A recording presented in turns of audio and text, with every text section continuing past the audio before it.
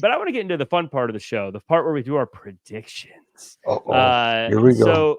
So predictions, everyone, you guys, I want you to join us in the chat and in the comments section. Add your predictions in the comments after the show. I'd like to keep track of, see if any of us got a perfect prediction. Like I typically do, but this is Clash at the Castle. Sure. Put yourself over, kid. So everyone join along with us. We're going to start with the Intercontinental Championship. Sami Zayn versus Chad Gable. Justin, I want to know what you think's going on here. What goes down? Who's winning? Sami Zayn's retaining, and I'm going to say he retains. Otis does not do what Chad Gable expects him to do. And look, Sami's going to continue on as IC champion, so it's not like this. It's not like that needs to be the headline of this segment. So Sami wins, exit stage left. Otis gets berated. Otis finally comes to his senses and levels Chad Gable. It's I hate to start our predictions this way, but I pretty much agree with you across the board there. I think Sami retains. I think this is where we see Otis turn. Jimmy, do you disagree? Do you think we're wrong? I want desperately to, but I see it the same way. I think this is the perfect time for Otis to finally get his retribution and go on. And you can move Sami Zayn away from Chad Gable. As good as those matches are and the rivalry was, now you can have Otis versus Chad Gable and move Sami on to another challenger. So I'm taking Sami as well. Sami seems to be pretty popular in the chat as well. Jay Willie saying Sami, Jose as well. Bernie. Oh, no, I like Bernie's comment. Read Bernie's comment. That's funny. Bernie says Jack's already 0-1 before the predictions started. I'll tell you what, with the way his trajectory is going, if we all agree that Sami is retaining, Braun Breaker saying, you didn't put me in the King of the Ring tournament? Okay, I'm going after a title, and I'm looking at this IC title. I think that might be something to look at as we head into this into the summer here. Braun Breaker murdering Sami Zayn would be quite the sighting at SummerSlam. That's what you get, Sami, for getting in everyone's business and trying to break up families the way you do. Can't break up the Breaker family. Right. We got the WWE Women's Tag Team Championship match. Bianca Belair and Jade Cargill versus Alba Fire and Isla Dawn versus Shayna Baszler and Zoe Stark. I get to go first on this one. I don't think those tag team titles are going anywhere. I think Bianca Belair and Jade Cargill are going to be champions for quite some time. I say they retain. Jimmy, what say you?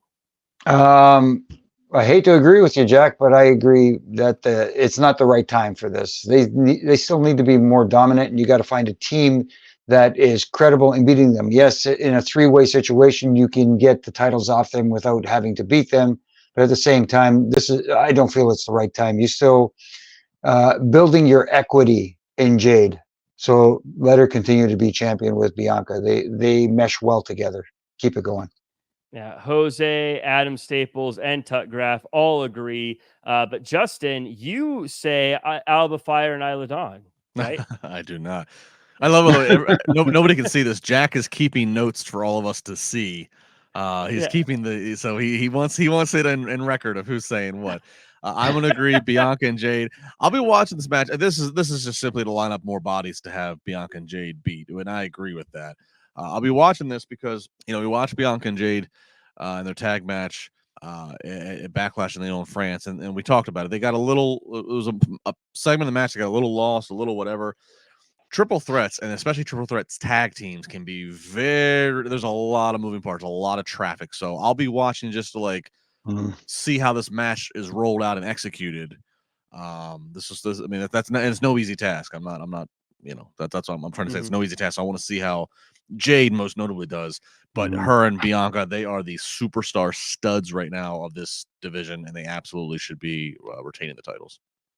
Yeah, I got a feeling that half of this is just that they can lose the titles without being involved, and that's why we're buying into this, as opposed to just, because with all due respect, I don't see either of these teams I don't see any team beating Bianca and Jade one-on-one. They're going to have to get something going for some other team, or they're going to have to break up this team. And this team ain't losing anytime soon or breaking up anytime soon. Jimmy, WWE Women's Championship match, Bayley versus Piper Niven. Oh my goodness! It'd be interesting if Piper Niven were to defeat Bayley for the women's championship, but I don't think it's happening. I am sticking with the champion retains in this one. If I had to pick one championship on this card that would possibly change hands, it would be this one. But I'm sticking with Bayley. Yep. Justin, with who are you going with here? I have a feeling this is gonna be a very uninteresting predictions card. Yeah. As I'm looking down this card, I don't think this is gonna get very exciting. Well, but here's the thing: the outcomes, again, the winners and losers might be predictable, but they will be logical. And I do think there will be a spice of, again, okay, Sammy retains, but there's the spice of Otis and what he does with Gable. And again, we'll get to Priest and McIntyre in a minute. I'm going to say Bayley as well. Look, it's going to be great. Piper Niven's going to get a great reaction in her home country. I would give her a little more of a chance, but again, playing long-term booker, long-term chess here. Nia Jax is on SmackDown, which is where Bayley's at, and Nia Jax, as the queen, has a title shot at SummerSlam. So I don't see Nia Jax challenging another heel in Piper Niven. Yes, there's Money in the Bank in between now and then, but I don't see them hot-shotting a new world champion in the women's division on SmackDown that fast. So it just doesn't make any sense to me to have anybody else other than Bayley at the moment on SmackDown being the women's champion. Yeah, I agree across the board. It's got to be Bayley here. Piper, I've been a fan of for a very long time, but also she's primarily a tag team person historically for the past long while anyways. It just doesn't seem like this is a threat that Bayley's going to lose the championship. I think the crowd's going to love every second of it because European crowds love Bayley anyways. People are going to love Piper as well. This will be a fun one. This is going to be a fun show, but yeah, I see a lot of retaining happening here. And that leads us back to you, Justin. Undisputed WWE Championship I Quit match. Cody Rhodes versus AJ Styles. Yeah. What do you got here? Yeah, Cody's not losing yet. Yeah. I like the I Quit stipulation, like make it a juicier match, taller hill to climb, so to speak, for Cody and his title defenses and his title reign. But and I love what they're doing with AJ Styles, trying to, again, having him there with Anderson and Gallows and having this side of him, having the fake retirement, all of it. I think it's all a great way to try to heat up an exciting opponent for Cody, even if it is a rematch from Backlash. But there's just like a timeline of like, you're just buying time with Cody until you get to a certain PLE where, okay, now it's time to have like the first like real potential threat of him losing and make us really all come at odds in our debate. We're not there yet, and that's fine. He beats AJ Styles, and I don't even think this is the last match of the night. I don't think you end on this match anyways. So yeah, I also agree Cody Rhodes wins, but what I love about this match setup and what I'm really looking forward to with most I Quit matches is how they get the I Quit, because it's very rarely just, oh, he's in a figure four, someone quits. It's always interesting, so I'm very curious to see how Cody Rhodes gets AJ Styles to say I quit, but Cody Rhodes is winning this one. Jimmy, you famously said that AJ Styles is going to get an easy win here. I did? Boy, I had a brain cramp there. What the heck happened? Famously. No, famously, yeah. I don't see that happening. They're going to have a hell of a match for sure. I like the stipulation added, but with all due respect to Michael Cole, who said tonight on the program, it's an I Quit match, so the person who makes it doesn't answer the 10 count to get back to their feet is the winner. That is a last man standing match. That is not an I Quit match. Michael Cole, I guess he had a little bit of a rough night because he couldn't tell Dragon Lee from Rey Mysterio as well. So, but yeah, it's Cody Rhodes. It's got to be Cody Rhodes. It's just curious to see how Gallows and Anderson play into this, because like you said, Justin, maybe the predictions and the outcomes may be maybe a foregone conclusion, but it's all about the story and how you get there and how you tell that story to come to that conclusion. And I think this one's going to be interesting. So Cody across the board, and then, oh man, the one that's going to be tough to decide. I get first pick at this one. World Heavyweight Championship match. Damian Priest versus Drew McIntyre. I feel like this is the only one that has some questions to it. And I'm just going to put it all in and say, I think Drew McIntyre gets his win in his home country, and I think he becomes world champion. I think he does it. I'm going to go with Drew McIntyre. Oh boy. I disagree. I do too. I think Damian retains, and I don't think it's going to be a certain Chicago Saint who helps him retain that championship. I think it comes from somewhere else in the form of a hotel key card. You wait, someone from Chicago with a hotel key? You think? No. Whoops. No, I think she plays a factor in this. That's for sure. Do you think Liv Morgan helps? You think Liv Morgan helps Priest retain?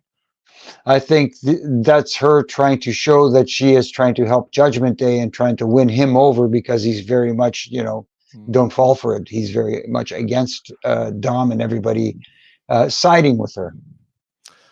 Yeah, see, I'm gonna go with, as I teased earlier, by having Judgment Day banned.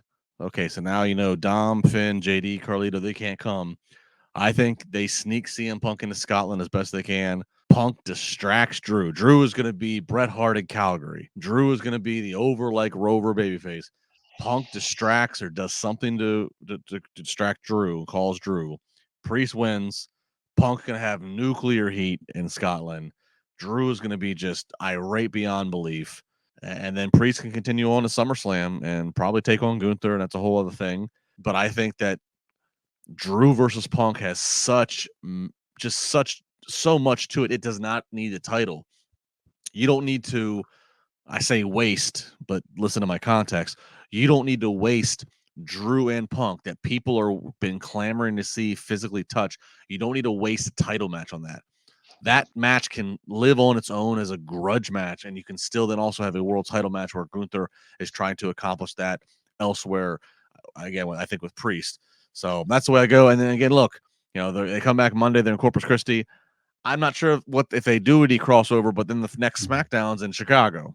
So if Punk resurfaces, I don't know if they, cheat and have Punk and Drew a little bit on SmackDown as well, just because it's Punk's, Punk gets nuclear heat in Scotland, and now he gets to be, heroes welcome in Chicago. But just again, all things to keep in mind that are relevant. But yeah, I'm saying Damian Priest retains. CM Punk one more time is a thorn in Drew McIntyre's side.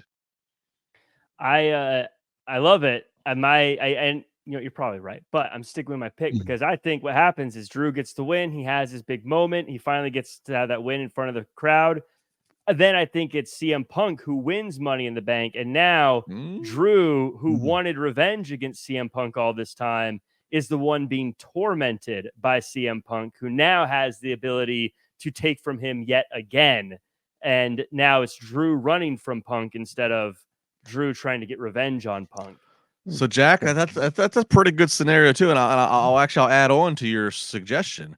If they went that route, they could then on the SmackDown after Clash, that is in Chicago, Punk could qualify for Money in the Bank by having a qualifying match. Again, this is all pending that he's physically, right. He said in that Ariel Helwani interview back around Mania, he had said that he's rehabbing better and quicker than he did when he was injured in AEW, and of course he attributed all the great care and everything. So this is all on the basis that he's able to go. But that would be an interesting scenario right there, to have Drew finally win it in front of his home crowd, and then all of a sudden, with the license to steal, here comes Punk. Just to throw it out there, I don't know if you have to actually sneak him into Scotland, because he has been doing the pre-shows a lot. That's true. You know what I mean? Which is smart by them. Yeah. So if he does show up in a suit and something like that, I don't know. Does it tip it off? I guess it does to a certain extent, but at the same time, he has been on the pre-shows, so maybe that's a route to take. But it's still best not to know for sure that he's there. Right. Yeah, and plus the pre-shows for the overseas ones have been from studio here. Yeah. In North America. So. What a bummer, though. You have to fly all the way to Scotland. And don't leave your hotel room. And you're like, wait, I flew all the way over here and I can't leave the hotel room, and I got to sneak around. I can't even go do stuff.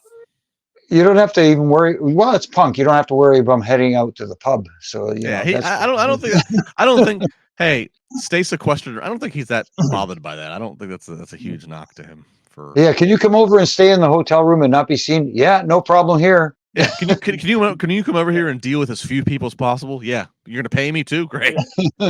That's true. I for me personally, I can't see the sights. I can't go do stuff. I'd be so bummed out. But he's been to Scotland before. He's probably seen a few more sights than I have. So he's probably like, whatever. I get it. For me, I'm like, there's a site. I got to go see it. So those are our picks. Let us know, anyone, if you agree or disagree in the chat or in the comments.